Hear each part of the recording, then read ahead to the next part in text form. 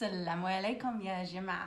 اليوم I am going to be speaking about relationships again.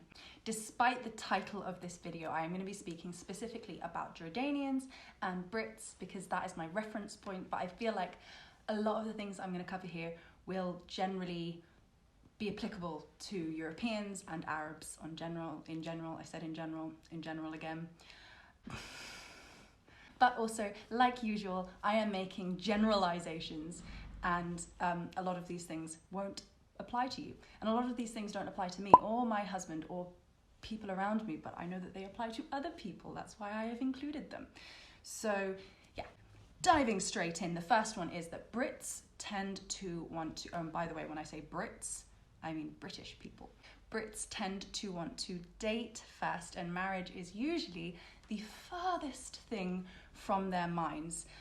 So you'll have people who will live together for years and years and years and years before they even consider getting engaged or taking the next step.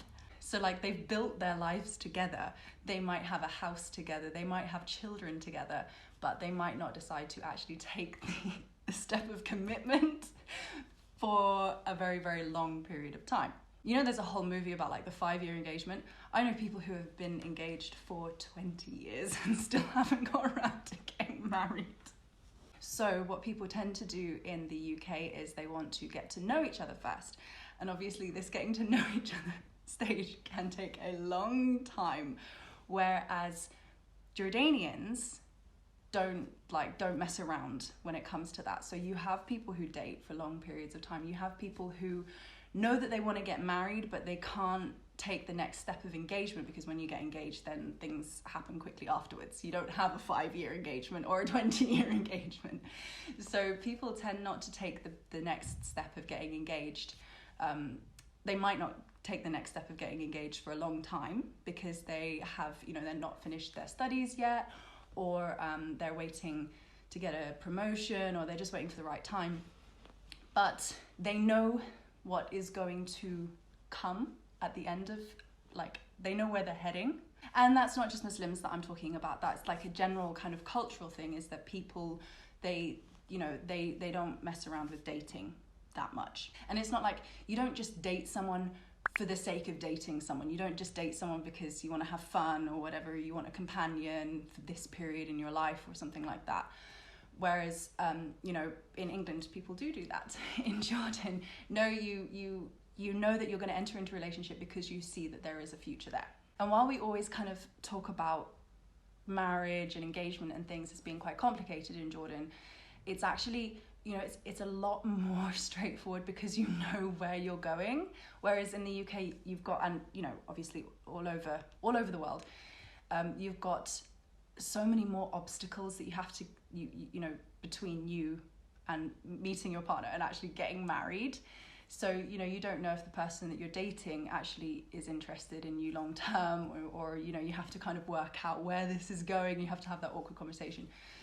In Jordan, tends not to be the case. It tends to be a lot clearer and just a lot less stressful.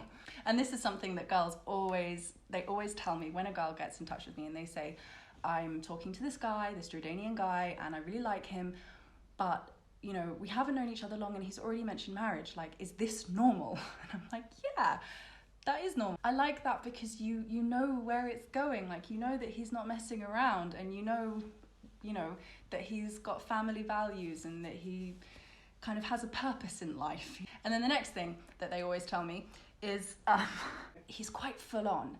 Yeah, that tends to be the case. So in the UK, what we're used to is guys basically like playing cold, like not even playing hot and cold sometimes, just playing cold.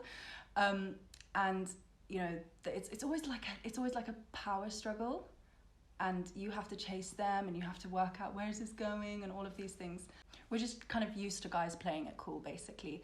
And while we always think that in the movies it's so romantic when a guy doesn't play it cool and when he's like super romantic and all the rest of it, a lot of the time when we are faced with someone who doesn't play it cool and is like very upfront about how they feel, we're really scared off by it. So we don't actually like guys who are really pushy and who don't take no for an answer. But a lot of Jordanian guys are pushy because like Arab girls expect a guy to make a lot of effort and to treat her really nicely and, you know, not to mess around. Like, we know where this is going, and don't give me any of this like, oh yeah, inshallah we'll get married in the future and all of these things. Like, they want definites, and they want to be spoiled, and they want to be, you know, to feel like princesses. And I feel like Jordanian girls have got a lot higher standards than British girls have got when it comes to treatment. You know, they expect to be treated nicely, whereas I feel like, and you know, I think that I only noticed this difference because I've been exposed to both cultures, and I don't know if I ever would have thought this back home. You know, if I'd never come to Jordan, I don't know if I would have noticed the kind of dynamics that play out between boys and girls. They don't mess around, you know, they're not going to take any nonsense from a guy, you know, on the whole, generally speaking, generalizations. So yeah, they'll often make a guy chase them, whereas a lot of girls from Europe don't like to be chased that much. You know, if they're interested, they will give you their number, and if they don't want to give you their number, don't keep asking them. So generally, Europeans, and I feel like Westerners altogether, are a lot less obvious with their feelings than Jordanians, or maybe Arabs in general as well. You guys are gonna have to tell me, because people are always telling me, like, you know, that Jordanians, like, are, you know, Arabs all share the same kind of culture, but I'm not exposed to a lot of people from other countries. Like, I'm not exposed to a lot of other Arabs, so I just like play it safe by saying Jordanians and not all Arabs. But tell me in the comments if this is the case for everyone. So yeah, generally Westerners tend not to be as obvious with their feelings, whereas Jordanians are much more upfront with their feelings. Like, Europeans can be very ambiguous, you know. I never thought of myself as being like a particularly cold person, but my husband pointed that out very quickly when he first met me. He was like, you don't give anything away, like, your face is blank. And I think that maybe that's often the case, whereas you know, you see with Jordanian girls and with Jordanian guys, they're a lot more affectionate, and that goes kind of with everything. Like, generally Arabs are more expressive, you know, like even with their hand movements, or with the way that they speak, or the way that, you know, they throw themselves into a story and things, whereas Europeans, I think that's a stereotype that's probably not for every country in Europe, but generally.